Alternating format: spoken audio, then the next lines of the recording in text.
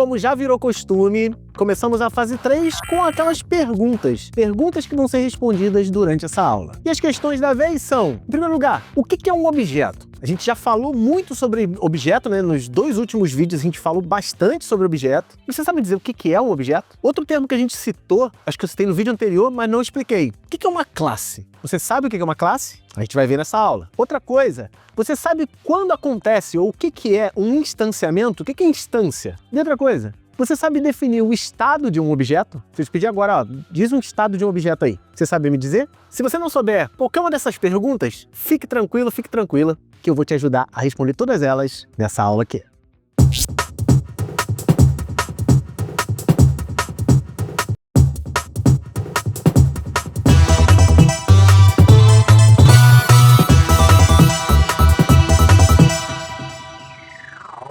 Olá, pequeno gafanhoto! Seja muito bem-vindo, muito bem-vinda a mais uma aula do seu curso em vídeo de Python Orientação a Objeto. O meu nome é Gustavo Guanabara, eu sou seu professor, e nós chegamos aqui na terceira fase para responder uma pergunta muito importante. O que são objetos, o que são classes, o que são estados e o que são instâncias. E a gente ainda vai falar sobre atributos, sobre métodos, ou seja, essa aula está recheada de conceitos. E só relembrando, todas essas aulas que você viu até agora não tem a ver com Python, tem a ver com orientação a objeto. A gente viu há 2 aulas atrás como surgiu a orientação a objeto. Na aula anterior, a gente viu qual é a importância de se aprender a orientação a objeto. Se você não viu, veja, tá aqui no canto superior direito da tela. Você pode clicar nesse zinho, você vai diretamente para a playlist completa do curso de Python com orientação a objetos e você vai ver todos esses fundamentos. Lembre-se, Python aqui é só a ferramenta que a gente está utilizando para aprender os conceitos tão importantes da orientação a objeto. Então não perde. Ah, mas as aulas anteriores você não escreveu um código em Python. Nem vou escrever nessa aula. Mas é muito importante você saber esses conceitos, porque quando a gente começar a escrever um código, eu vou falar assim, ó,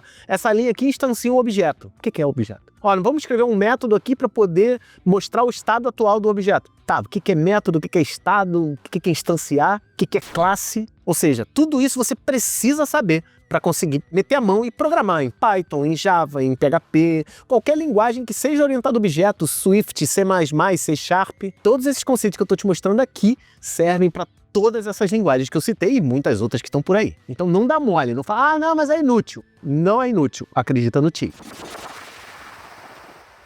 Deixa eu te fazer uma pergunta aqui rapidinho. Além de Python, você gostaria de aprender a criar sites e lojas virtuais? Aqui no canal do Curso em Vídeo, a gente já tem vários cursos que vão te ensinar a criar sites e lojas utilizando soluções gratuitas. Mas sendo um cliente da Hostnet, além de ter acesso a servidores ultramodernos, você tem um ambiente com ferramentas profissionais para criar seu próprio site de maneira muito simples e, além disso, lá vão ter cursos que vão te ensinar a usar essas ferramentas. E olha só que interessante, ainda assim, se você não quiser ou não puder criar seu próprio site, a Hostnet pode construir esse site para você por um preço muito competitivo. E para conhecer tanto os serviços de hospedagem, quanto de cursos, quanto da construção de sites, é só você apontar o seu celular para o QR Code que está aparecendo aqui na tela ou acessar o link que está na descrição desse vídeo para conhecer tudo que a Hostnet pode fazer por você.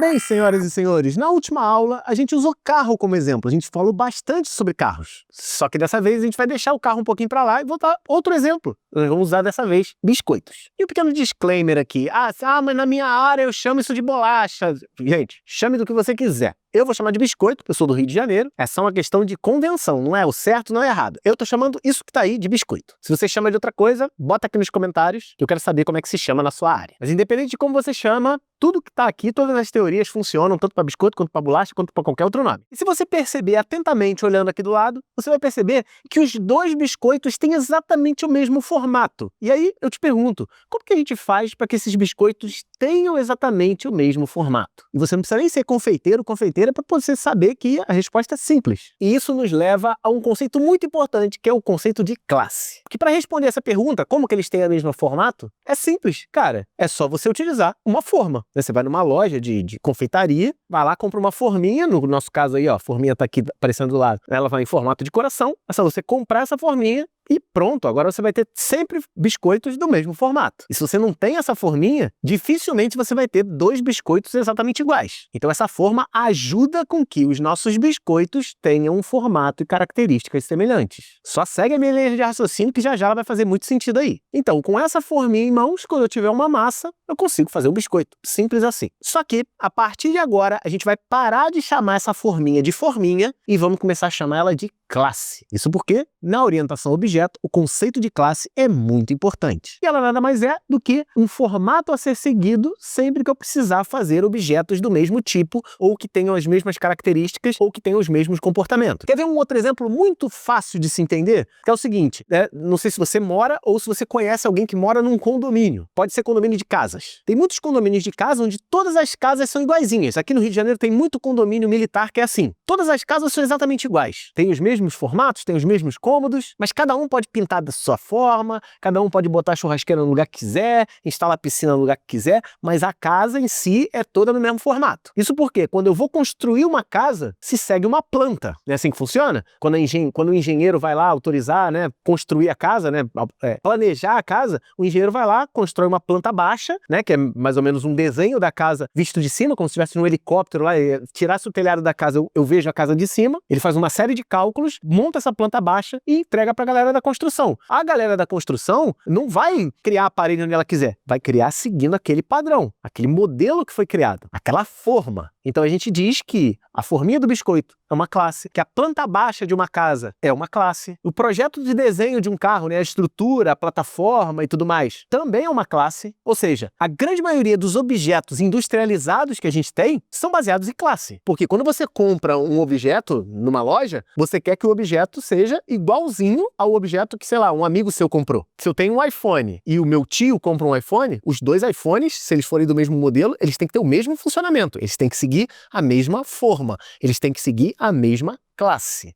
Fechou? E eu não estou aqui dizendo que classe é a mesma coisa que objeto. Quando eu tenho uma classe, eu não tenho um objeto. Por exemplo, quando eu tenho uma forminha de biscoito, eu posso comer essa forminha de biscoito que é biscoito? Não. Ela é uma forminha, ela é só uma forma para padronizar a criação do biscoito. Quando eu tenho uma planta baixa de uma casa, eu não vou pegar um papel, desenhar uma planta baixa, sentar em cima e falar, pronto, essa aqui é minha casa, agora eu tenho uma casa. Não. Você tem uma classe que vai se transformar. Se você construir essa casa, a gente vai dar um nome melhor do que construir. Na hora que eu vou construir essa casa, usando as regras que eu botei na planta baixa, na classe, aí sim eu tenho um objeto. Ficou claro para você? Criei alguns exemplos aqui. Forminha de biscoito, planta baixa, o desenho estrutural de um carro, tudo isso são classes, não são objetos. A forminha não é um biscoito, a planta baixa não é uma casa, o desenho estrutural não é um carro. Elas são classes. E em sistemas orientados a objetos, na hora que eu for determinar uma classe, né, que na verdade eu vou determinar a classe pensando no objeto lá no futuro, eu tenho que informar basicamente três coisas. E esse diagrama que eu estou colocando aí foi um diagrama que é muito utilizado na análise de desenvolvimento de sistemas orientados a objetos. Ele é um diagrama da UML e chama diagrama de classes. Eu falei lá 2 aulas atrás que em algum momento da sua vida você vai precisar aprender o UML. Acredita em mim. Na hora de você idealizar, né, eu falei também em alguns vídeos anteriores, na hora de você fazer um sistema orientado a objeto, você não senta e vai e programa. Quando ele é um sistema, você tem que idealizar ele, fazer, né, todo o projeto do sistema e tudo mais. Na hora de fazer esse projeto, na hora de idealizar, esse diagrama que está aqui do lado vai te ajudar bastante. Esse diagrama é uma classe, ele é um retângulo dividido em 3 partes. A parte de cima, você vai colocar o nome da classe, que tipo de objeto vai ser gerado a partir dessa classe. No meu caso ali, a gente vai ver um exemplo aqui. Na segunda caixinha, a caixinha do meio, a gente vai botar características que essa classe, que o objeto dessa classe vai ter, né? Características que essa classe tem. E no terceiro e último quadradinho, a gente vai colocar coisas que eu posso fazer, ou que podem fazer comigo, certo? Comigo que eu estou dizendo da classe, né? Do objeto que vai ser gerado. É muito comum quem está começando a estudar orientação a objeto confundir o conceito de classe e objeto. É só você lembrar da planta da casa. Você não desenha uma planta da casa e senta em cima e diz que você tem uma casa, beleza?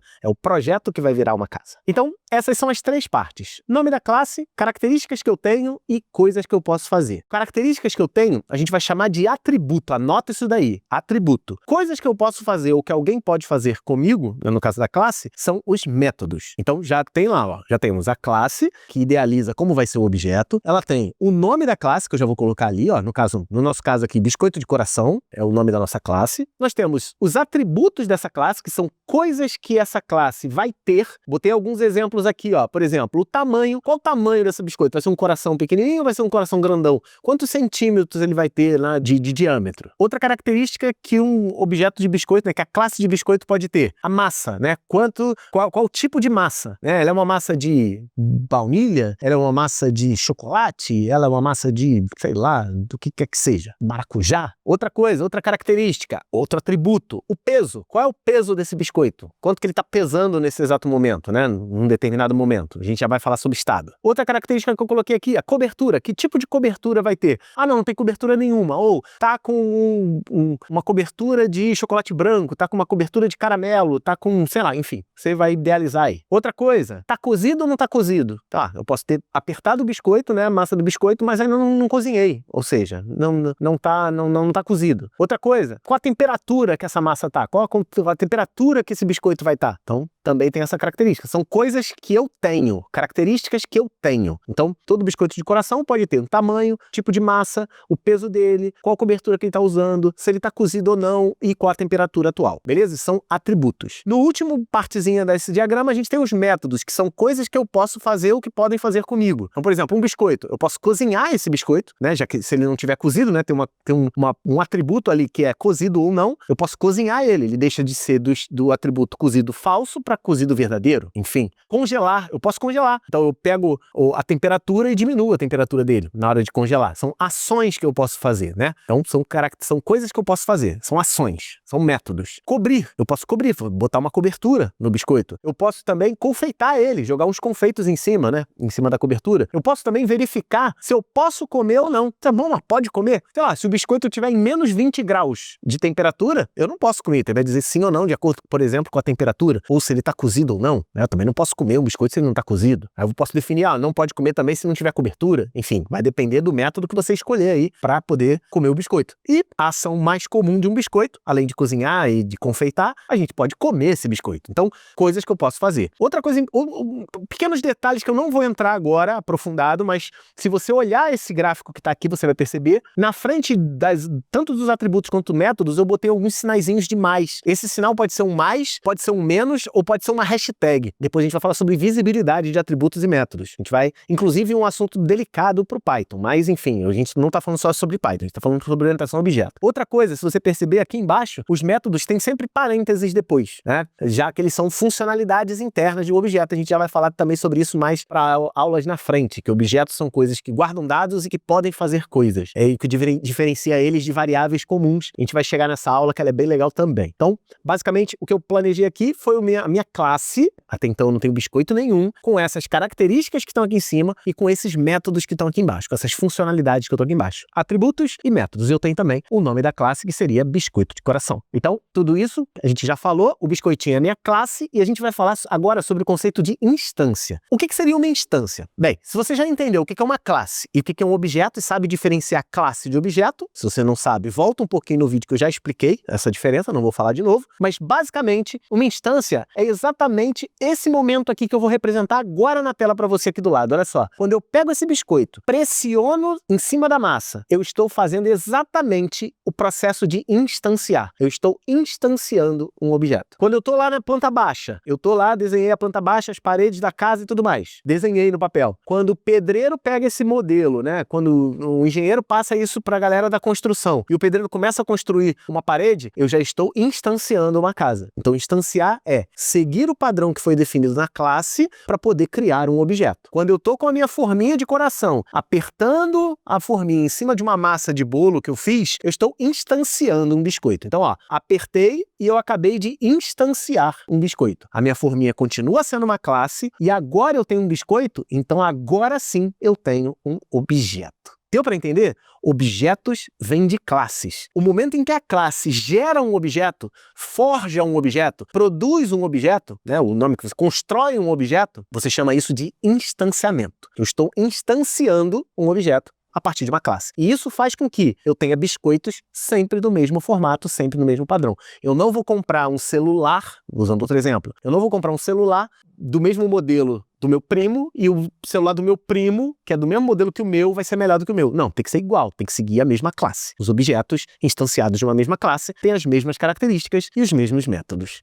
Fechou? E é por isso que tem uma frase que vocês vão me ouvir falar muito durante esse curso todo, que é: um objeto é a instância de uma classe. Então, objetos e classes são coisas diferentes. Objetos vêm de classes. Classes são modeladas, projetadas para poder fazer objetos padronizados. É assim que funciona a orientação a objeto, da maneira mais simples possível que eu posso explicar para você. E já que a gente está falando do conceito de objeto, eu vou trazer uma explicação sem muitos conceitos técnicos, sem termos técnicos, para a gente poder depois botar os termos técnicos, substituir algumas palavrinhas por termos técnicos, porque aí fica mais fácil de você entender. Olha só essa frase que eu vou colocar aqui, ó. Objeto é uma coisa material ou abstrata. No caso, o biscoito é material, é algo que eu consigo pegar. Abstrato é algo que eu não consigo pegar, não existe, né, fisicamente. Mas dá pra gente criar objetos abstratos também. Então é uma coisa material ou abstrata que é feita a partir de um modelo ou de um molde e pode ser descrita por meio das suas características, comportamentos e estado atual. Essa definição que está aqui do lado é uma definição científica de objeto. Eu só trocaria algumas palavras aí para ficar mais técnico, que é o seguinte, ó. Um objeto é uma coisa material ou abstrata feita a partir de uma classe. Então, modelo ali,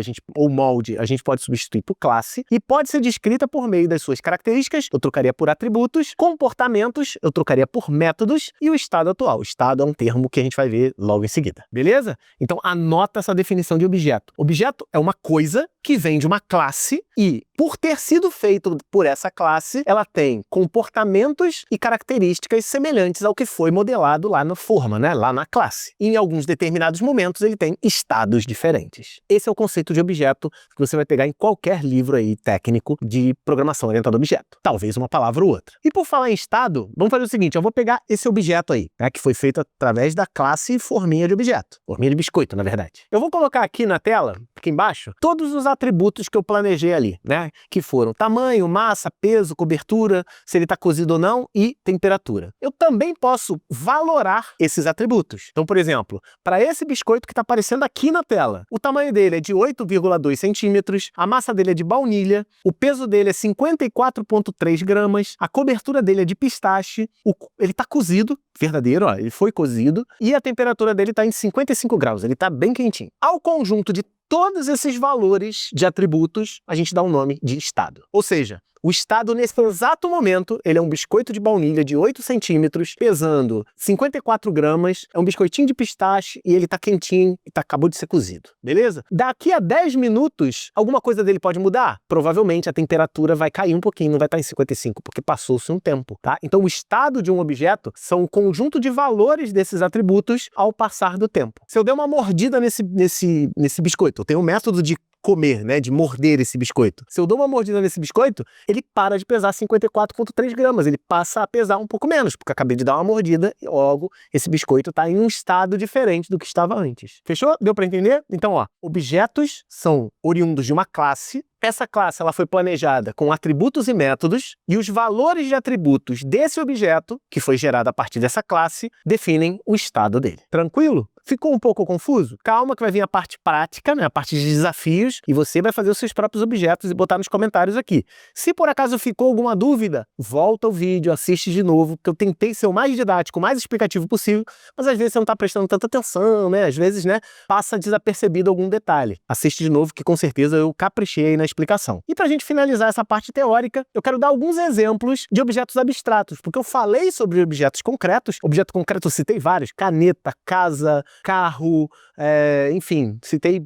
celular, enfim, eu citei um monte de exemplo. Mas objetos abstratos. Me dá alguns exemplos, Guanabara. Dá um exemplo de objeto, me dá um exemplo de modelagem dessa classe, quais seriam os atributos, alguns métodos e alguns estados. Olha só, exemplo de objeto abstrato. Uma consulta marcada no médico. Uma consulta marcada no médico não existe fisicamente, você não consegue pegar uma consulta marcada no médico. Mas ela tem atributos, por exemplo, ela tem o endereço que vai acontecer, que médico que vai te atender, qual é o horário que ele começa, qual é o horário que ele termina, se o atendimento já aconteceu, quais são os remédios que foram passados, ou seja, tem vários atributos. O método: começar, iniciar a consulta, terminar a consulta, cancelar a consulta, adiar a consulta. São coisas que você pode fazer com o objeto consulta médica. Outro exemplo de objeto abstrato: processo de venda. O valor da venda, qual é o produto que está sendo vendido, isso tudo são atributos. Iniciar uma venda, receber o pagamento, enfim, fazer uma devolução dessa venda. Tudo isso são métodos desse objeto abstrato. Um compromisso ou reunião. Compromisso é o horário que ele está marcado, quantas pessoas vão participar, qual é o horário de fim, alguns métodos. Se ele começou, se não começou, se tudo foi resolvido, o que ficou resolvido. O estado atual. A reunião pode estar acontecendo nesse exato momento, começou tal hora, quem está falando e tudo mais. Tudo isso são características de objetos abstratos. Uma aula na faculdade também pode ter atributos e métodos. Não vou ficar falando todos os atributos e métodos e estado de cada um deles, mas já já a gente vai ver, você vai fazer na prática aqui nos comentários. Outro exemplo de objeto abstrato, uma transação bancária, transferir dinheiro para alguém, ou enfim, tudo isso pode ser exemplo de objeto abstrato. Um outro exemplo, uma reserva de voo, que vai voar. Essa reserva de voo também é um objeto. E outro que é muito legal, que quando citava em sala de aula as pessoas se enrolavam muito, é um erro no sistema. Um erro no sistema pode ser um objeto, tá? Atributos desse erro, que horas ele aconteceu, qual foi o tipo de erro, qual foi o código de erro, quais foram as causas desse erro, quais foram as consequências desse erro, os métodos, disparar um erro, acontecer um erro, corrigir esse erro, também são métodos que podem acontecer em erro. Estado, o estado não tem erro nenhum, ou acabou de acontecer um erro de tal magnitude, o erro foi esse, o código foi esse. Enfim, esse é o estado do erro no momento. Daqui a pouquinho você resolveu o erro, aí esse estado muda para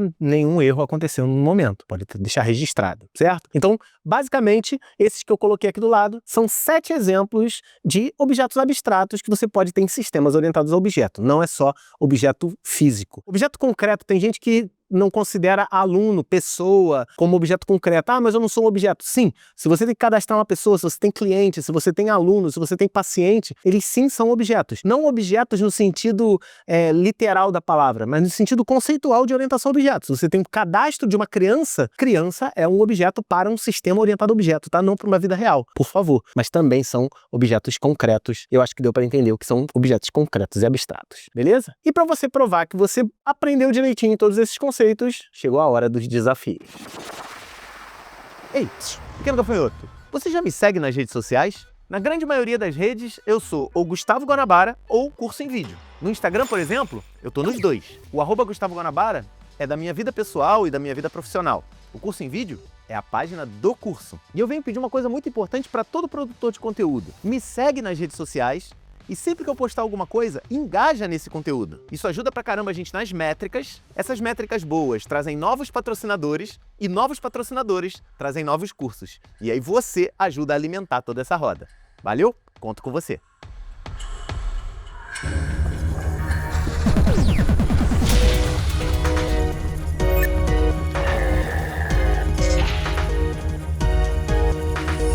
Até o vídeo anterior a gente já fez 10 desafios, então, por favor, não se esquece de fazer as aulas anteriores e responder os desafios. E o desafio 11 agora é: qual dos objetos abaixo seria o único objeto abstrato da lista? Ou seja, eu vou te botar uma lista, todos eles são concretos, menos um, que é abstrato. Sensor, robô, notificação ou livro. Qual desses aqui é o único que não é concreto e sim abstrato? Marca aí pra mim, já que o último assunto foi falar sobre isso. Questão número 12, desafio número 12. Na teoria de orientação a objeto, o termo usado para o ato de fazer um objeto existir a partir de um modelo se chama o quê? Instanciar, classificar, objetificar ou forjar. Termo técnico, tá? Qual seria o termo técnico aqui do fazer um objeto existir? Próximo desafio, desafio número 13, vai ser o seguinte: todo objeto tem uma lista de atividades que podem ser feitas com ele ou que ele pode desempenhar sozinho. Essa lista de atividades, elas se chamam o quê? Atributos, métodos, classes ou instâncias? Bota a resposta aí nos comentários também. Desafio número 14, também é de marcar, que é o seguinte: ao conjunto de todos os valores de atributos de um objeto em um determinado momento, damos que nome? De identidade, instância, método ou estado? E aí? Bota também nos comentários. Então,